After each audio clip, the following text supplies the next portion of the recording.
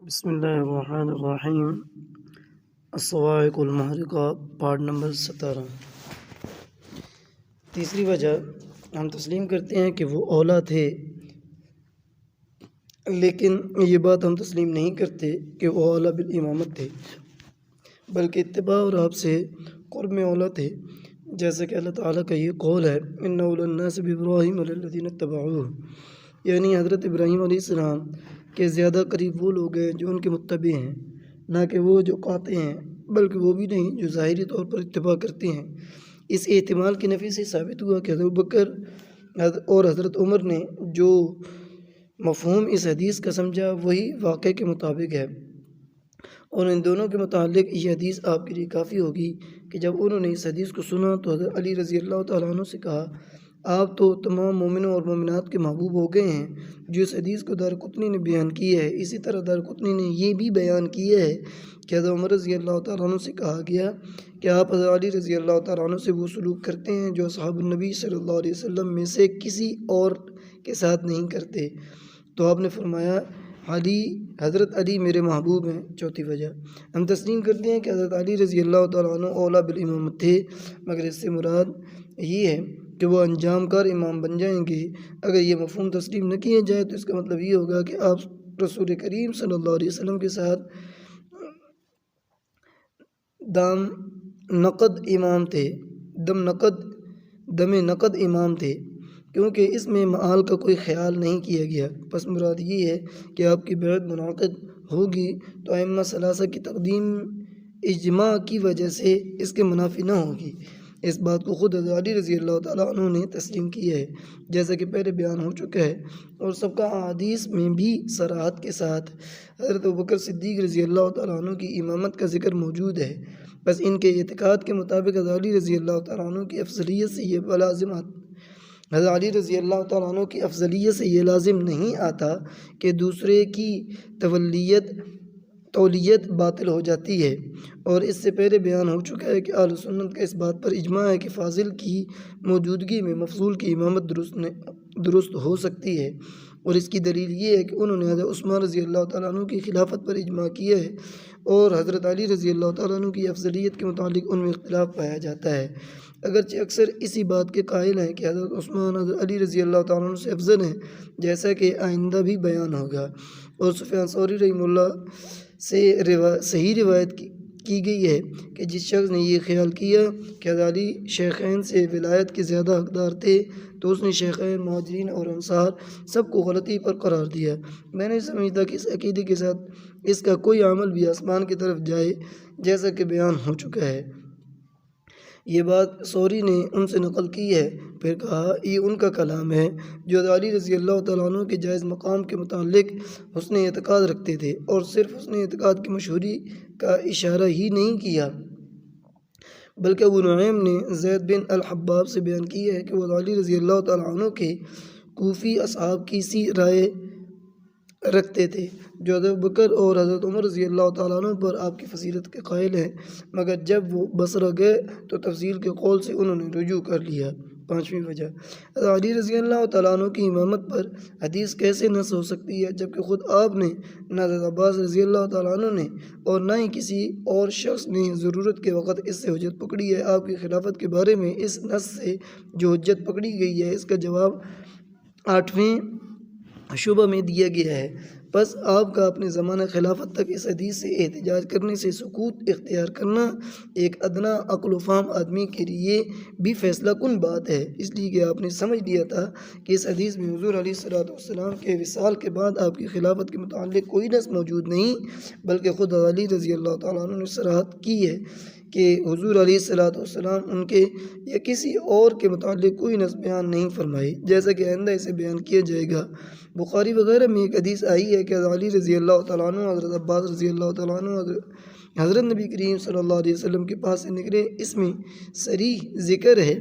کہ حضور علیہ السلام نے موت کے وقت کسی کے بارے میں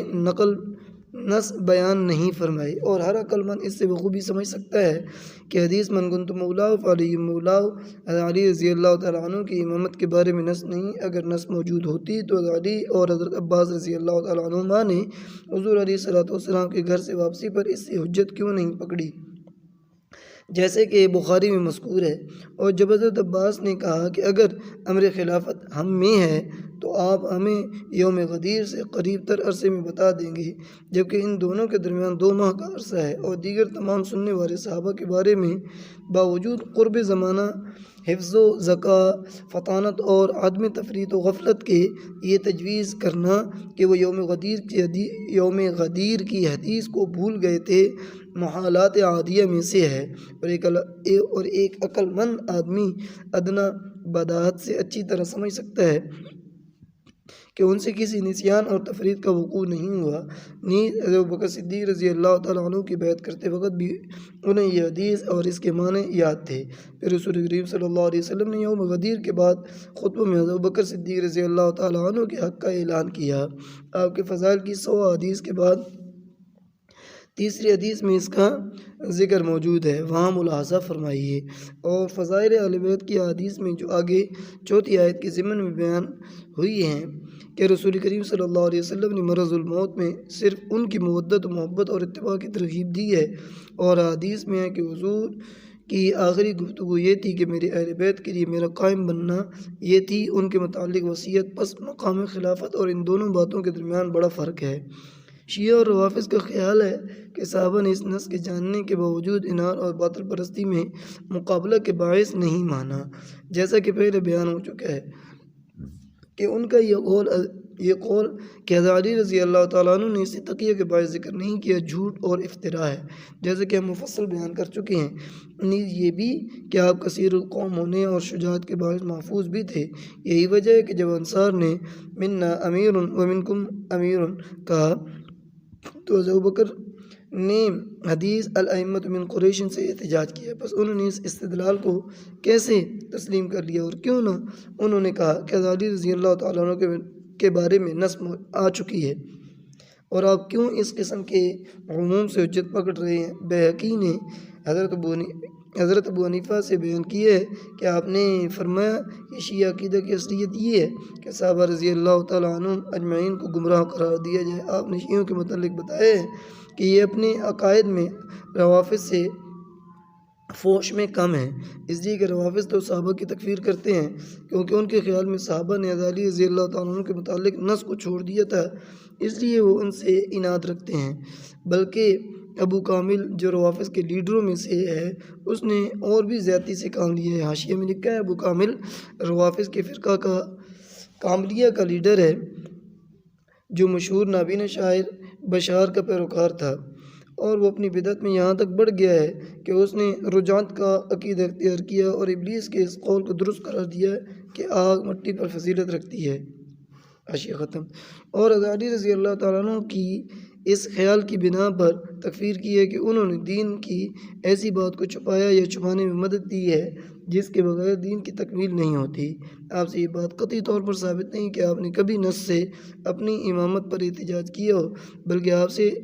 یہ بات تواتر سے آئی ہے کہ انہوں نے حضرت ابوبکر اور حضرت عمر رضی اللہ تعالیٰ عنہ کو امت کے افضل آدمی قرار دیا ہے، پھر حضرت عمر رضی اللہ تعالیٰ عنہ کی بات مان کر انہیں شورا میں شامل کیا ہے، اور ملحدین نے ان جھوٹے اور ذلیل آدمیوں کی باتوں کو دین اور قرآن پر طعن کرنے کا ذریعہ بنا لیا، اور بعض محدثین نے روافظ کے کلام سے حجت پکڑنے والے ملحدین کا رد پیش کیا ہے۔ ان ملحدین کا ایک اعتراض یہ ہے کہ اللہ تعالیٰ اس امت کو خیر امت کیسے قرار دیتا ہے، جبکہ سوائے 6 آدمیوں کے جنہوں نے حضرت علی رضی اللہ تعالیٰ عنہ پر کسی کو مقدم نہیں کیا، آپ کی وفات کے بعد سب مرتد ہو گئے۔ ذرا اس ملحد کی حجت کو دیکھیے کہ کس طرح ہو بہو روافظ کی حجت کو پیش کر رہا ہے۔ اللہ تعالیٰ ان کا ستیہ ناش کرے، یہ کہاں پھرے جا رہی ہیں۔ یہ لوگ تو یہود و نصارہ اور دیگر گمراہ فرقوں سے بھی زیادہ نقصان دہ ہے۔ جیسا کہ حضرت علی رضی اللہ تعالیٰ عنہ نے اپنے اس قول میں صراحت کی ہے کہ یہ امت 73 فرقوں میں بڑھ جائے گی، ان میں بدترین فرقہ وہ ہوگا جو ہماری محبت کا دعوے دار ہوگا لیکن ہماری بات کو نہیں مانے گا۔ اس کی وجہ یہ ہوگی کہ وہ لوگ اپنے ہی افتراء کردہ اناد، کذب اور گھناؤنی بدعات کے خوگر ہوں گے، حتیٰ کہ دین اور ائمہ دین پر طعن کی وجہ سے ملاحدہ غالب آ جائیں گے۔ بلکہ ابو بکر باقلانی نے تو کہا ہے کہ روافض جو کچھ کہتے ہیں اس سے تو اسلام کا ہی ابطال ہو جاتا ہے، کیونکہ جب ان کی جمعیت نصوص کے چھپانے پر قادر ہوگی اور اپنی اغراض کی خاطر جھوٹ کا نقل کرنا اور اس پر اتفاق کرنا ان میں پختہ ہو جائے گا، تو یہ بھی ممکن ہو سکتا ہے کہ دیگر احادیث انہوں نے نقل کی ہیں وہ سب جھوٹ ہی ہوں، اور یہ امکان بھی ہو سکتا ہے کہ قرآن مجید کا معارضہ اس سے افصح کلام سے ہوا ہو، جیسا کہ یہود و نصارہ اس کا دعویٰ کرتے ہیں، مگر اس کلام کو صحابہ نے چھپا لیا ہے۔ اسی طرح دیگر امتوں نے جو تمام رسولوں سے نقل کیا ہے اس میں بھی کذب و زور اور بہتان کا جواز ہو سکتا ہے، کیونکہ جب خیر امت میں ان باتوں کی موجودگی کا انہوں نے ادعا کیا ہے تو دوسری امتوں کے متعلق ان کا ایسا ادعا کرنا زیادہ اولیٰ ہے۔ بس ان مفاسد پر غور کیجیے جو ان لوگوں کی باتوں پر مترتب ہوئے ہیں۔ بیہقی نے امام شافعی سے بیان کیا ہے کہ اہل اہواء روافض سے بھی زیادہ جھوٹی ہیں، آپ جب کبھی ان کا ذکر کرتے تو ان کی بہت بڑی اور بہت برائی بیان کرتے۔ چھٹی وجہ، حضور علیہ الصلوۃ والسلام کو یوم قدیر کے سابقہ خطبے میں یہ بات کہنے سے کون مانے تھا کہ یہ شخص میرے بعد خلیفہ ہوگا؟ بس آپ کا پہلے قول من کنت مولاہ فعلی مولاہ سے عدول کرنا ظاہر کرتا ہے کہ آپ کا ایسا ارادہ نہیں تھا، بلکہ مقبول راویوں کی سند سے روایت بیان ہوئی ہے، جیسے کہ ذہبی نے کہا ہے، اور وہ روایت کئی طرق سے آئی ہے کہ حضرت علی رضی اللہ تعالیٰ عنہ کہتے ہیں قیل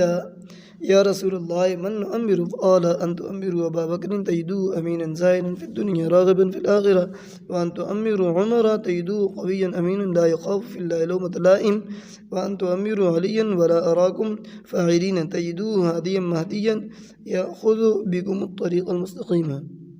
حضور علیہ الصلوۃ والسلام سے عرض کیا گیا کہ ہم کس کو امیر بنائیں؟ فرمایا اگر ابو بکر کو بناؤ تو اسے امین دنیا سے بے رغبت اور آخرت میں راغب پاؤ گے، اور اگر عمر کو امیر بناؤ تو اسے قوی اور امین پاؤ گے جو اللہ کے بارے میں اس ملامت کنندہ کی ملامت سے خائف نہ ہوگا، اور اگر علی کو امیر بناؤ مگر میں تمہیں ایسا کرتے نہیں پاتا تو اسے ہادی اور مہدی پاؤ گے جو تمہیں صراط مستقیم پر لیے جائے گا۔ اسے بزار نے اپنی سند سے بیان کیا ہے جس کے راوی ثقہ ہیں۔ بیہقی کہتے ہیں کہ امام کا معاملہ اس بات پر منحصر ہے کہ بیعت کر کے مسلمان کس کو امیر بناتے ہیں، اور یہ کہ حضرت علی رضی اللہ تعالیٰ عنہ کے بارے میں کوئی نص موجود نہیں، اور ایک جمعیت نے جیسے کہ بزار سند حسن سے اور امام احمد اور دوسرے حضرات نے قوی سند سے بیان کیا ہے، جیسا کہ ذہبی نے حضرت علی رضی اللہ تعالیٰ عنہ سے بیان کیا ہے کہ جب لوگوں نے انہیں کہا کہ آپ ہم پر خلیفہ مقرر کریں تو آپ نے فرمایا میں خلیفہ مقرر نہیں کروں گا، بلکہ تمہیں ایسے حال میں چھوڑوں گا جیسے تمہیں رسول اللہ صلی اللہ علیہ وسلم نے چھوڑا تھا۔ اور بزار نے بیان کیے ہیں اور اس کے راوی صحیح حدیث کے راوی ہیں کہ رسول کریم صلی اللہ علیہ وسلم نے خلیفہ بنایا ہے جو میں تم پر خلیفہ بناؤں۔ اسی طرح دارقطنی نے بیان کیا ہے، اور اس کے بعد طرق میں زیادہ الفاظ آتے ہیں کہ ہم رسول اللہ صلی اللہ علیہ وسلم کے پاس گئے اور عرض کیا یا رسول اللہ صلی اللہ علیہ وسلم ہم پر خلیفہ مقرر فرما دیجیے۔ فرمایا نہیں، اگر اللہ تعالیٰ نے آپ لوگوں کی بھلائی چاہی تو میں سے بہترین آدمی کو مقرر کر دے گا۔ اور حضرت علی رضی اللہ تعالیٰ عنہ کہتے ہیں کہ آپ بہترین آدمی کو جانتے تھے تو اس نے ابو بکر کو ہمارا خلیفہ بنا دیا۔ بس ثابت ہوا کہ آپ نے اس بات کی صراحت کر دی کہ حضور علیہ الصلوۃ والسلام نے کسی کو خلیفہ نہیں بنایا۔ اور مسلم نے بیان کیا ہے کہ آپ نے فرمایا کہ جو شخص یہ خیال کرتا ہے کہ ہمارے پاس کتاب اللہ کے سوا بھی کچھ پڑھنے کے لیے ہے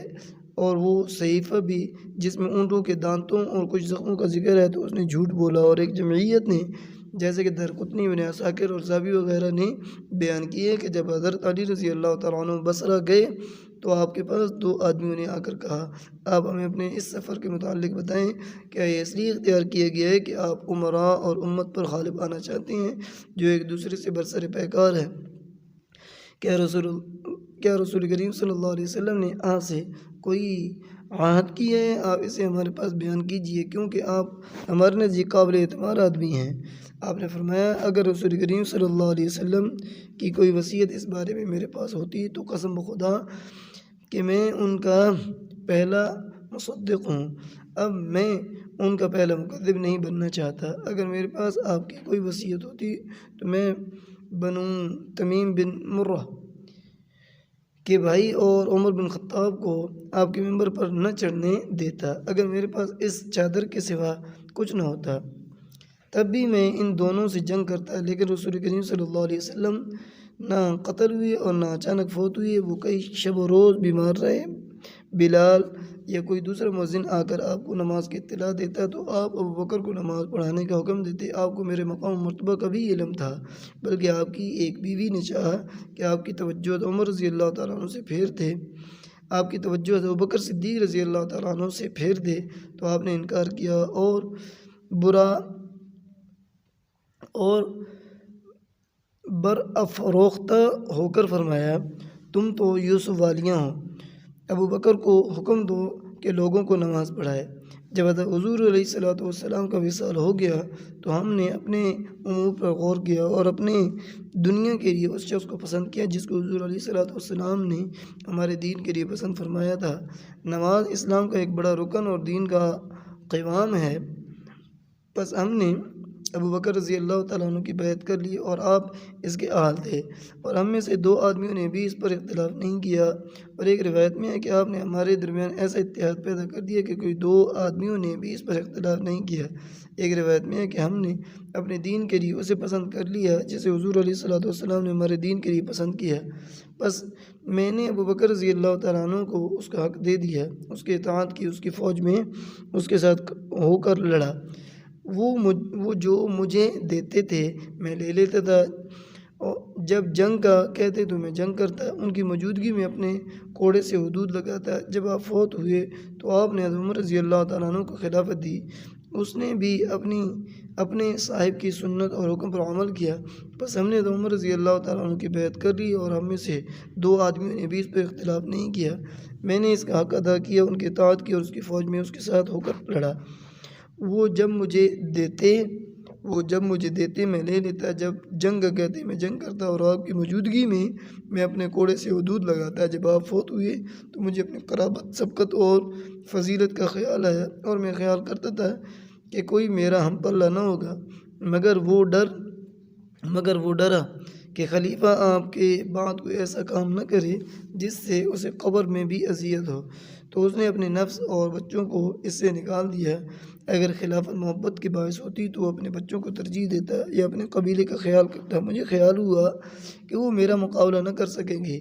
حضرت عبد الرحمن بن عوف رضی اللہ تعالیٰ عنہ نے ہم سے اس بات کا عہد دیا کہ جسے خلیفہ بنایا جائے گا ہم اس کی سمع و اطاعت کریں گے، بس انہوں نے عثمان رضی اللہ تعالیٰ عنہ کی بیعت کر لی۔ میں نے دیکھا کہ میری اطاعت میری بیعت سے سبقت لے گئی ہے اور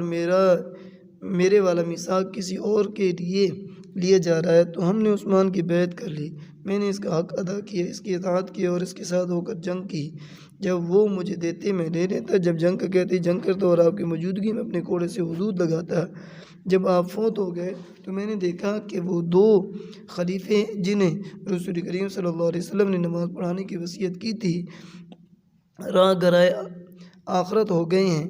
اور یہ خلیفہ جس سے میرے میثاق نے پیوند کیا تھا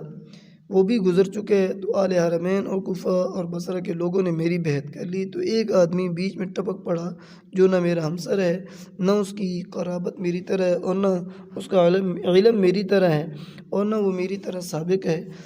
اور میں اس سے خلافت کا زیادہ حقدار ہوں، یعنی معاویہ سے رضی اللہ تعالیٰ عنہ۔ اسی طرح اس حدیث کو ان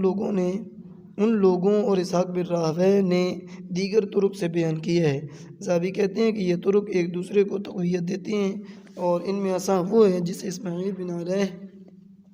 نے بیان کیا ہے۔ اس میں ذکر ہے کہ جب حضرت علی رضی اللہ تعالیٰ عنہ سے کہا گیا کہ آپ اپنے اس سفر کے متعلق بتائیں کہ کیا آپ کو حضور علیہ الصلوۃ والسلام نے اس کی وصیت کی تھی یا یہ آپ کی اپنی رائے ہے، تو آپ نے جواب دیا بلکہ یہ میری رائے ہے۔ احمد نے آپ ہی سے بیان کیا ہے کہ آپ نے جنگ جمل کے دن فرمایا کہ ہمیں رسول کریم صلی اللہ علیہ وسلم نے کوئی وصیت نہیں کی جسے ہم ہمارا کے متعلق پیش کر سکیں، بلکہ یہ ہماری اپنی رائے ہے۔ حروی اور دارقطنی نے بھی ایسی ہی روایت کی ہے جس میں کچھ زائد الفاظ بھی آتے ہیں۔ یہ تمام طرق اس بات پر متفق ہیں کہ حضرت علی رضی اللہ تعالیٰ عنہ نے اپنی منصوص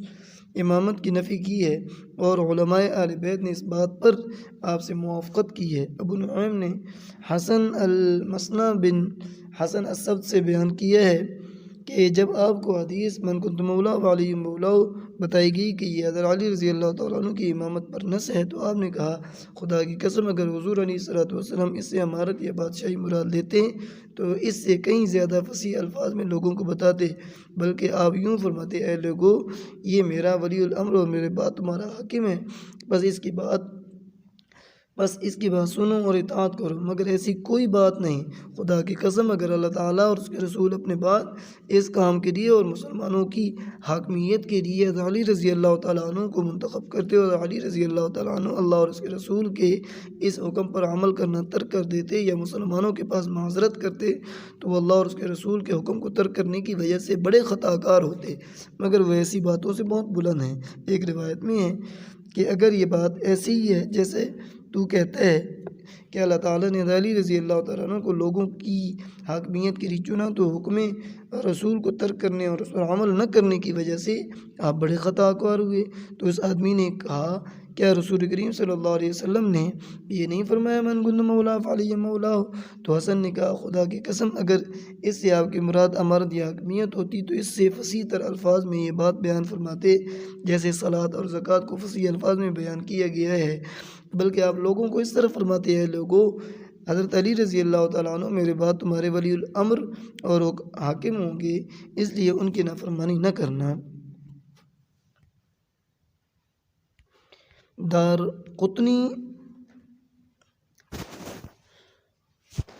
دارقطنی نے امام ابو حنیفہ رحمہ اللہ سے بیان کیا ہے کہ جب امام ابو حنیفہ رحمہ اللہ تعالیٰ مدینہ گئے تو آپ نے ابو جعفر باقر سے حضرت ابوبکر اور حضرت عمر رضی اللہ تعالیٰ عنہ کے متعلق دریافت کیا تو آپ نے ان کے لیے رحمت کی دعا کی۔ تو امام ابو حنیفہ رحمہ اللہ نے کہا عراق میں تو لوگ کہتے ہیں کہ آپ ان سے اظہار بیزاری کرتے ہیں، تو آپ نے فرمایا معاذ اللہ رب کعبہ کی قسم انہوں نے جھوٹ کہا ہے۔ پھر آپ نے امام ابو حنیفہ رحمہ اللہ کے سامنے حضرت عمر رضی اللہ تعالیٰ عنہ سے حضرت علی اور حضرت فاطمہ رضی اللہ تعالیٰ عنہما کی بیٹی ام کلثوم کے نکاح کا ذکر کیا اور فرمایا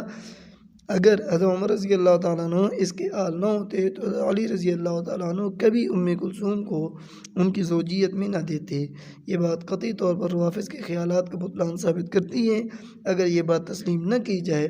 تو اس کا مطلب ان کے خیال فاسد کے مطابق یہ ہوگا کہ آپ نے اپنی لڑکی کو ایک کافر کے نکاح میں دے دیا۔